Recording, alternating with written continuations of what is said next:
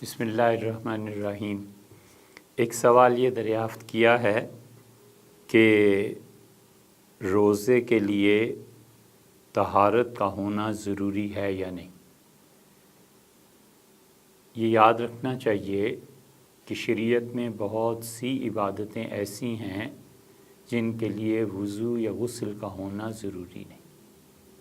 ایک آدمی بے وضو ہے، وہ عبادت اس کے لیے روا ہے، جائز ہے، اسے ثواب ملے گا۔ شریعت نے باوضو ہونے کی کوئی قید ہی نہیں لگائی۔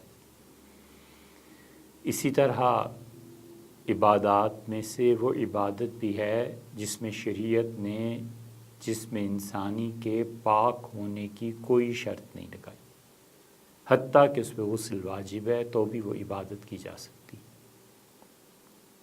آپ دیکھیں کہ مثلا ذکر الہی بہت بڑی عبادت ہے، دعا مانگنا بہت بڑی عبادت ہے۔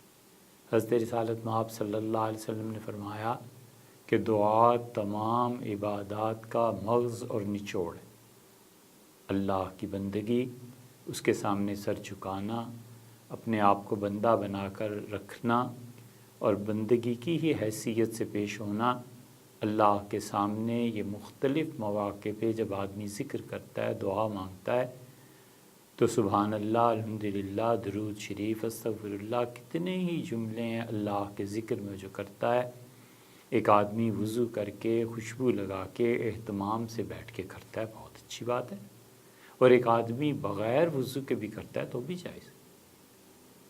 ایک آدمی اللہ تعالیٰ کی حمد و ثنا، تلاوت قرآن کے علاوہ سبحان اللہ، الحمدللہ، لا الہ الا اللہ، استغفار وغیرہ کے کلمات ادا کرتا ہے اور اس پہ غسل واجب ہے تو بھی کوئی حرج نہیں، اس لیے کہ شریعت نے ذکر الہی کی تمام صورتوں کے لیے وضو اور غسل کو ضروری قرار نہیں دیا۔ ایسے ہی جیسے حدیث میں آیا ہے کہ کوئی شخص اپنے والدین کی طرف رحمت کی نظر کرے، یعنی انہیں محبت سے دیکھے، عزت اور احترام کی نگاہ سے دیکھے، تو اللہ تعالیٰ اسے بے شمار اجر عنایت فرماتے ہیں۔ تو اب ہے یہ بھی عبادت، لیکن اس کے لیے کوئی وضو کا ہونا یا جسم انسانی کا پاک ہونا یہ کوئی شرط تو نہیں ہے۔ ایسے ہی اگر آپ اور غور کریں گے تو اعتکاف، ہر سال رمضان میں لوگ عبادت کرتے ہیں، اس عبادت کے لیے بھی وضو شرط نہیں ہے۔ مسجد میں رہنے کی وجہ سے جسم کا پاک ہونا، غسل کا ہونا یہ ضروری ہے، مگر وضو کا ہونا ضروری نہیں۔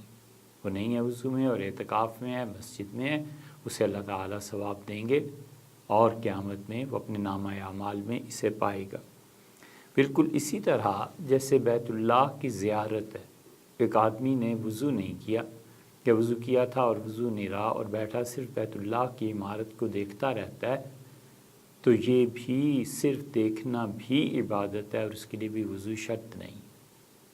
اس لیے یہ مسئلہ اصول کا ہے کہ شریعت نے کئی عبادتیں ایسی رکھی ہیں جن عبادتوں کے لیے وضو تو پھر ایک بات ہے، غسل تک کی ضرورت نہیں ہے، ہو تو بہت اچھا ہے، نہ ہو تو شریعت نے اس میں کوئی گناہ کی بات لوگوں کے ذمے نہیں رکھی، یہ نہیں کہا کہ گناہ گار ہو۔ مثلاً ایک آدمی پہ غسل واجب ہے اور اسی حال میں اس نے روزہ رکھ لیا ہے، جو آپ نے اصل میں سوال کیا ہے، تو کوئی حرج نہیں۔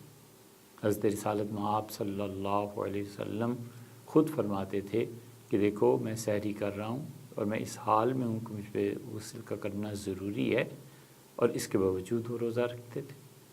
ام المومنین حضرت عائشہ رضی اللہ عنہ کی روایت میں بھی آتا ہے اور بہت سی دیگر روایات میں بھی کہ لوگوں کا یہ ذہن بن گیا تھا، بعض لوگوں کا، کہ رسول اللہ صلی اللہ علیہ وسلم اس بارے میں صراحت کریں کہ روزے کے لیے آدمی کا غسل کا ہونا، بالکل پاک ہونا یہ ضروری ہے۔ حضرت صلی اللہ علیہ وسلم نے صراحت کر دی اور آپ نے فرمایا پاک ہونا بالکل ضروری نہیں ہے، روزہ تم جس حال میں بھی رکھو گے ٹھیک ہے، ہاں البتہ نماز کے لیے نہانا ضروری ہو جائے۔ ایسے ہی ایک سوال یہی اسی سے متعلق ہے کہ سعی کے لیے وضو کا ہونا ضروری ہے، یعنی یاد رکھنا چاہیے کہ طواف کے لیے وضو کا ہونا ضروری ہے۔ طواف کے بعد جو سعی ہے، جو 7 چکر لگانے ہیں صفا سے مروہ اور مروہ سے پھر صفا، اور 7 چکر پورے کرنے ہیں، ان میں وضو کا ہونا ضروری نہیں ہے۔ جہاں پر بھی ہمیں بتا رہے ہیں کہ وضو کا ہونا ضروری نہیں ہے، ان مواقع پر اگر کوئی شخص باوضو ہے تو بہت اچھا ہے، بہت اچھی بات ہے۔ جتنا زیادہ پاک ہو آدمی اتنی اچھی بات ہے، لیکن ان چیزوں کے لیے یہ شرط نہیں